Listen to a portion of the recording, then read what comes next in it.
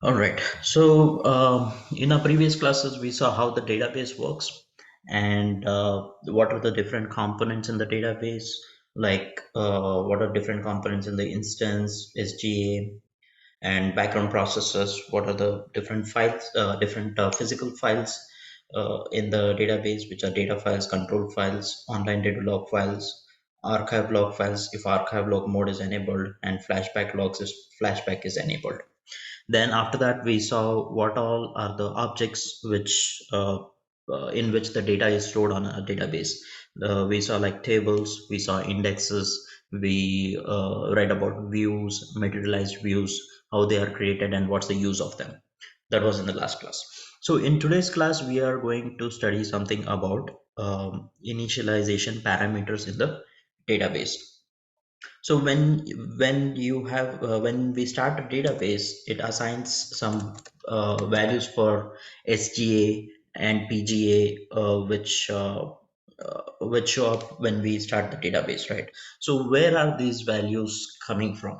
So we are basically telling the database to assign some memory for this SGA, the system global area, some memory for PGA, and some memory for shared pool, large pool. All this information, from where is it coming?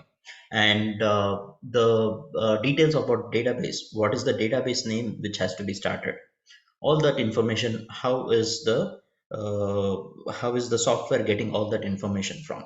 So all that information is stored in this files, which is called as a initialization parameter file. So this is a physical file. We will be able to take a look at that file where it exists. The easiest way to check where this parameter file exists is show parameter p file. So this shows you where is the location of the file, the parameter file. Here it's kind of broken up the location into multiple lines. So what I will do is I'll go to that location. So show parameter p file is done at a database level. Here you see the SQL command in the starting. So that means you are logged in at the database level. You are logged in at database. Now, when you say exit from SQL, you are at the operating system level. So we will go at the location where the p file is stored. Let me copy this. Sorry, cd, right click, copy, paste, product 1220 db home underscore 2 dbs, right? So this location, we have this parameter file which is stored as sp file orcl.1 orcl1.ora. So that is the name of the parameter file which we are using for this database.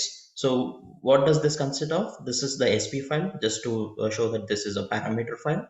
Server parameter file, sp means server parameter file, and then this is the database name. So if in one server we have multiple databases, then you will see multiple sp file in this location. So depending on the database name which you are starting, it will start the database according to the values mentioned in this parameter file. Okay, so this is the location of the parameter file. Now let's see what are the different ways this parameter file can be mentioned, and what values exist in this parameter file. So what is the use of having the parameter file? To set the limits on the entire database. What kind of limits we'll be seeing as we see the different type of parameters which are there in the database level. And it also affects the performance of the database. If there is some issue on the database where application team is complaining that one query was running fine but now it's not running okay, in those terms we can play around with these parameters when we know more about it, like which parameter might be affecting the performance, which we will see further when we do the performance tuning class. For now, initialization parameters can impact the performance of the database also. So why does a DBA use these parameters? Again, to optimize the performance of the database, and to set limits like how many number of users can log into the database, how many files can we create in the database, or how do we how much memory to assign to the SGA, how much memory to assign to the PGA. All those kind of limits can be defined in this file. So parameter file are of two type. One is called as a P file. Okay, one is something called as a P file. Okay, so P file is nothing but parameter file. Parameter is broken down, just first letter is given, P file, P, and then the file. Okay, then the second form of having this parameter file is called as a SP file, server parameter file. So what is the difference between this one is, earlier in the days when the database was Oracle database was just started to being used by many companies, we had this file as a parameter file. So the parameter file was we were able to edit that parameter file using vi command. So let me show you how exactly the parameter file looks. So what I will do is, I will right now my database is using SP file, so server parameter file. Okay, because that file name which it shows is SP file, or database name dot ora. If it was a P file, it would have showed P file database name dot ora. Okay, so let me try to create there is a way you can create a P file from SP file and SP file from P file. Okay, both are same, just that P file, it's in plain text, you can change it on the fly. But SP file is kind of not plain text. It is written in terms of the way machine understands, but you can change it from the SQL plus command line. Okay, so I will create a P file. So to create a P file, we'll do create P file. You can give the location where you want to create. I am creating in a temp location, P file, and the name I want the P file for. Uh, the name I want the P file to be created with. Create P file from SP file. Okay, so what this will do is, this SP file, which is in some binary language, it is going to create a copy of that in a normal readable language. So here it says the file created. Now we exit from SQL plus. Now we go to this location where we created this file. Okay, anything, any location starting with slash, then you have to access those locations with from the operating system level. You cannot access that from the SQL plus level, right? From SQL plus, what all will you access? Select, insert, update, create. All these things can be from the SQL plus level. So I will do a VI. I'm just trying to read that file to see what all parameters are there. So this is my P file for this database. So all this, every line points to a parameter.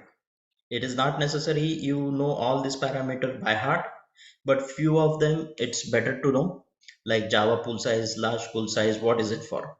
PJ aggregate target, what is that? SGA target, what is this? So all those few, like 10 to 15 parameters, you know what exactly they do. That should be enough for you to that would be the basic parameters which every DBA has to know. And just in case if any interview question comes, like what is the difference between PGA aggregate target and SGA target. So you need to be in a position where you can explain the interviewer what exactly these parameters are. So I will explain you all those in this class. So just focus on what I am telling. So this is our P file. So we created a readable file, which is P file, from a server binary file. So if I try to open this SP file, I'll just cat. Never vi a binary file, that might corrupt it, but you can cat it. Cat is just a read of the file. Okay, when I say cat, it is just going to dump. Okay, sorry, cat SP file. See, it dumps all that information. It is a little bit readable, but again, it has some characters in there which might be overwriting our parameter file names. because this is in binary language. Cat command tried to read that binary file as much as it can. It just read few of the values, but other values will were kind of replaced with some binary characters in there, right? So never open a binary file using vi. You can always do cat will just read what's in there and dump it on your screen. Okay, so this is the difference between a p file and the sp file. P file readable, you can just do a VI, and even also you can do a VI and change the values of the parameters also. Whereas SP file, it's in binary format, and you cannot change that file doing using a VI command. So that is a difference. So that is an interview question. What is the difference between a P file and a SP file? Please try to understand that concept. It's the same file, same entries. Either you can use P file or SP file, but you cannot use both of them together. A database can run with a P file, and the database can also run with a SP file. No issues in the way the database will run. Database is ready to accept both kind of files. But the only difference is P file will be in clear text, SP file it's in a binary format. So those are the differences in P file and SP file. Okay. When they say server parameter file means SP file. When they say parameter file, then it's a P file. Okay. So the now going further, we read about the file. Now in this file, we have so many lines of information which have been dumped here, right? One says audit file destination, audit trail, compatible, control file. So these are the parameters which are basically in this file. So these parameters will decide how the database will work, how the database will respond, and many different things. We will see further what all these parameters can help us with. So these parameters are at a top level, um, divided into, one is derived parameters, second one is OS dependent, and third one is a variable parameter. Now Oh, let me and first, yeah, they both are like we can edit, right? These files are editable. Do uh, are editable. Yeah, see, both are editable. Just that, how will you edit it, right? So if you are using a P file, then you can edit using the OS level commands like VI command, view command. But if it's a SP file, you can edit it using a SQL plus command. Only database can go and change that values in that file in its own way, because it's in a binary format. Both can be changed, but the way the method used to change it is different. Yeah, because it contains these binary values and everything, so it might be difficult. Correct, yeah. And if you try to change that using VI, the SP file, you are going to corrupt that file. And Okay. you might end up in a situation where database is not able to understand this file, and you need to try to find for backup and restore that from the backup. Okay. Yeah. So if we change the P file, the SP file will also change. I mean, the No, edit. no. Good question. So P file is different. Now I created a P file from SP file, right? So whatever changes I Mm, want to do, I can do it in the P file. Then okay. I can start the database using the P file. I don't Mm, need to. There is a way to start the database using P file. I'll show you. But you can start the database using that P file, so that database will show that new value. okay. After that, you can, once the database is started, you can say like create SP file from P file. It will create a SP file, and then you can see the changes in this SP file, Okay. right? We will try to change a parameter, and you will see the difference. Okay. All right. So type of parameters. Derived parameters, OS dependent parameters, and variable parameters. First, let's read about the OS dependent parameters. Now, if you guys remember, I had shown you earlier how this OS block is broken down into. Let me use this one. Say at the OS level, everything at the software industry, it goes down at the block level. So each block can be of various size. So let us consider our block size for operating system is 1 KB. Okay, 1 kilobyte of block size. Let us consider these are different blocks we have. Let me just put it on. Okay, these are so many blocks in the operating system, and we have installed the database, and while installing the database it asks us, okay, how much block size you want to use for the database. At database level, the block size available is 2 KB, 4 KB, sorry, 4 KB, 8 KB, 16 KB, 32 KB, and it keeps on going on. So if during installation of database, if I say set my database block size as 2 KB, what it will do is it will group two OS blocks and it will assign it to one database block. If I say, I'll just match the color, okay?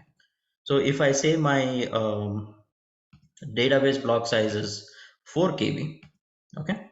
So what it is going to do in the backend, it is going to group four 1 kilobyte blocks and create a one database block. Same way for 8 KB, it will group 8 blocks for you. 6, 7, 8. It will group 8 blocks. Now, if you see this block size, the parameter for block size is, what I will do is I'll just connect to database, and I don't know what is the parameter for block size, but I know we are looking for something called block. So I'll just do show parameter block. I know a keyword, I'll just use that keyword. Show parameter block. So here it gives me all the parameters which has this word block in it. I am looking for database block size. So this is my parameter, database block size. Here it's 8192. So this 8192, all these values are in bytes. So 8192 bytes is nothing but 8K. 8000 K stands for 1000 kilobyte KB. So 8000 is nothing but 8 kilobytes. So my database, while I was creating the database, I said create a database block for 8 KB. So what it did in the background, it grouped 1 kilobytes and gave it to it. So this block size parameter, it's dependent on the OS, right? If this OS block size was 2 KB, then it would have grouped only four such blocks and given it to the database. So it's kind of a dependent on the operating system. Operating system, if I'm installing a database on operating system and they created a operating system 1 kilobyte, then the background will be different. Just in case some other engineer created another server for us where he's put a block size as 2 kilobytes, then the backend what database does is completely different. It will not affect us, but just that the parameter on the backend, it's dependent on how the operating system is created. So that is what it means by OS dependent, right? This is the only parameter is kind of dependent on OS, database block size. Okay. So that is OS dependent parameter. Now second we will go, which is called as a derived parameter. So there are few parameters in database which are dependent on the other parameters which are there. For example, there is a parameter called as sessions. Sessions, what it does is sessions parameter, it will assign the uh, number of database connections which can happen in the database. So this sessions might be set at 1000. If the sessions is set at 1000, the database will not allow more than 1000 connections to it. If it crosses 1000, it will start putting error messages in the alert log that I have crossed the number of sessions and you cannot log in now. Okay, so in that case, DBA has to think why this sessions increased. Did application team try to do something where they are pushing more number of connections now compared to what was running earlier? Did they implement some new feature? So you need to talk to the application team, or else you need to check like what all session, from what all IP address this session is coming in. There are tables which can help us to find that one. So we can do that one also. So that is all the DBA work which happens. So sessions, it limits the number of connections into the database. Now this sessions parameter depends on another parameter which is called as the processes. Now depending on what processes parameter set, the sessions parameter will change. Now let us see what is the parameter set here. I'll do show parameter session. Okay, your session is 472. Let me write it down here. Session is equal to 472. Now let me try to find out what is the processes parameter. Show parameter process. So processes parameter is 300.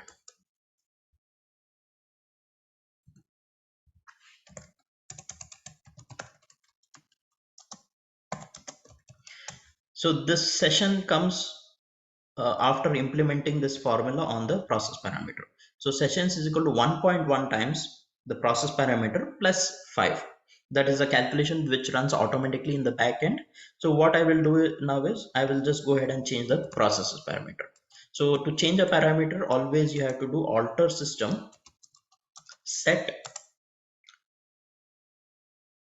processes, the parameter name equal to, say I change it to 400. Okay, I'm increasing by 100. Let's see if this works. Okay, so 400.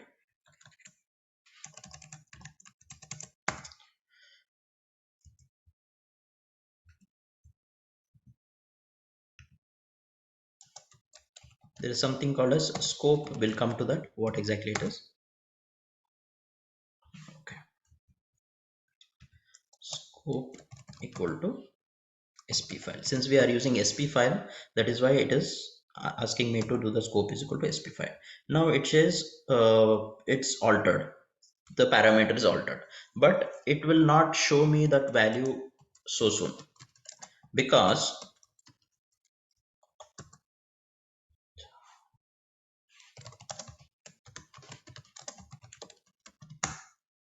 it will not change that value. Because what happens is when the database is starting, database is reading this file, it is reading and pulling out that information and putting that in its memory.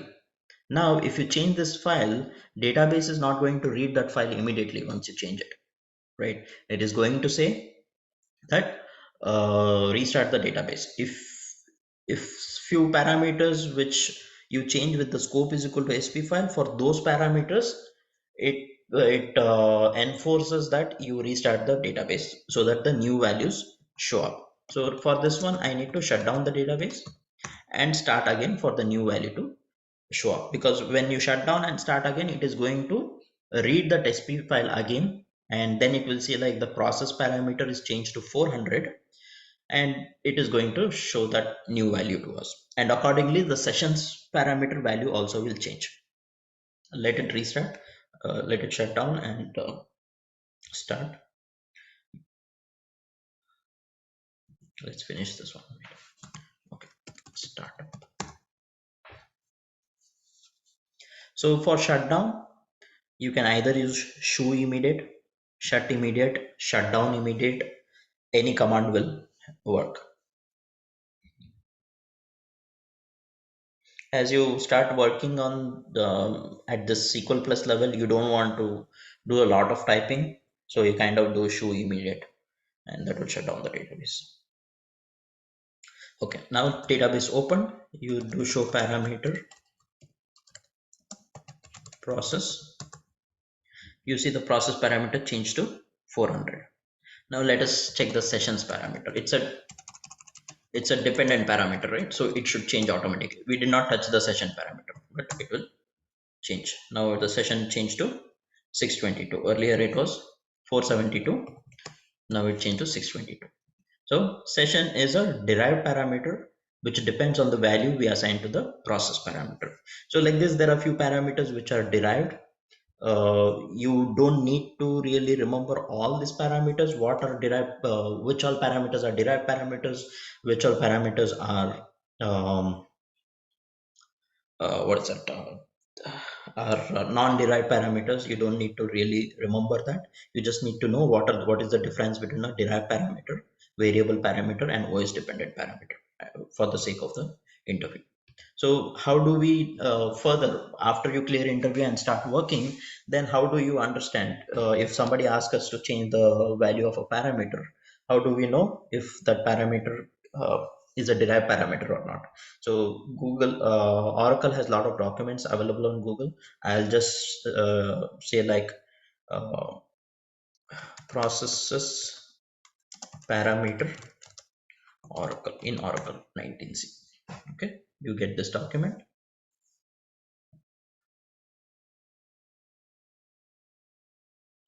Processes, it explains you what exactly this parameter is. Default value, the value is derived and it depends on the number of cores reported in the alert log. Okay, so that is where you get that information whether this is derived. Okay, and okay, sorry, this is derived parameter. Let us look. All these are list of parameters which can show up in your parameter file. Again, like I said, you don't need to really know all of these parameters. If you ask me for any specific parameter, I might know it, I might not know it, even after 12 or 14 years of experience. Every time I have some confusion, I come to this document, I read about it, understand it, then I know what exactly it does, then I can take my decisions as what to do. Right. Always refer. Don't the DBA role does not need to be in the front line. Obviously you can say whoever is trying to ask the information, sure, I will check on that one, I'll get back, do your studies, get back to them with the correct answer instead of telling the wrong answer on the fly. Take your time, do your homework, and then give them answer. As you keep on doing this one, you will grow your knowledge base and you'll have answers to give at the correct moment. So this is where you can get that information derived. Okay. Variable are, these are not dependent on anything, you can change it on the fly. Okay, so now let us see few of the parameters what exactly they do. Okay, now like let us take an example where your banking account. So many people log in into their account, they make changes, they make transfers, they withdraw money and everything. So all this has to be tracked somewhere, right? So if people are doing so many transactions, something or other thing is changing, suddenly one person comes up one day and says, I did not do this transaction. Then how will you prove that person that this transaction was done on this day at this location, this ATM or this restaurant you purchased something, or this store you purchased something, so that the customer can recall and say, oh yeah, that's correct, I did that one. So your statements, your banking statements, that has that information. But in the back end, the database also can record some information for you, which is basically depends on this parameter, which is called as a audit trail. So audit trail enables or disables database auditing. What all is happening or changes happening in database. So these changes can happen by application connection coming from application. These changes can happen when DBA logs in into the database, and these changes happen from the operating system level also, depending on what kind of auditing you want to enable. So you set that particular value. None means it's disabling auditing. OS means enables database auditing and directs all the audit records to the operating system audit trail. Operating system audit trail means it will create a file into your OS level. When you set it to DB, it will dump all that audit information in a table in your database, which is under a sys schema, and the table will be named as odd dollar table. Okay, so if auditing is enabled, you can, if somebody asks, can you check if auditing is enabled in this database, just come connect to database, show parameter audit, will give you whether it's enabled or not. If there is no value, then it's disabled. If it has OS, means it is creating a file at OS level, you can check where it is creating.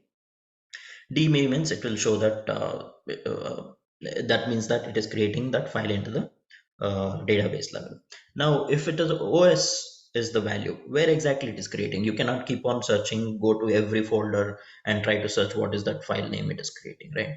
So this audit file destination, this will give you the location of the audit, where the audit file is being created. Let me see if auditing is enabled in my database, right?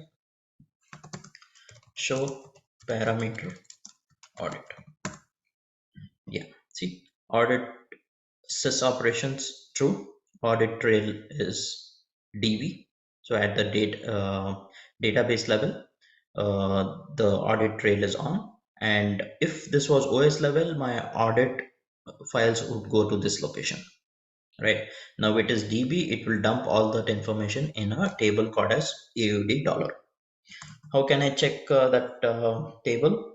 For aud dollar, select table underscore name. You're looking for table, select table underscore name, um, from dba underscore tables, where table underscore name equal, we will put like you don't know the complete name of the audit table, so like percentage aud percentage. If you don't know the complete name, you just know a part of that object name or table name, then you can put the percentage front and back, and it will give you the list of tables.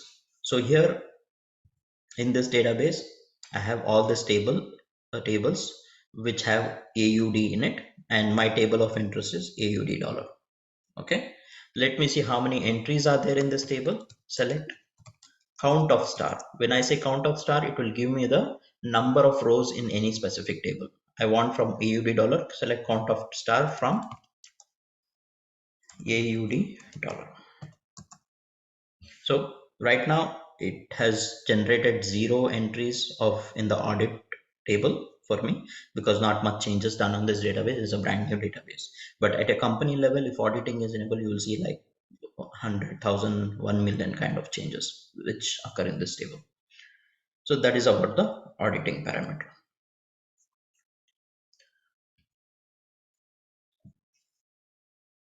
Next parameter is, we'll continue the next parameter in after this small break. We'll join again. Okay.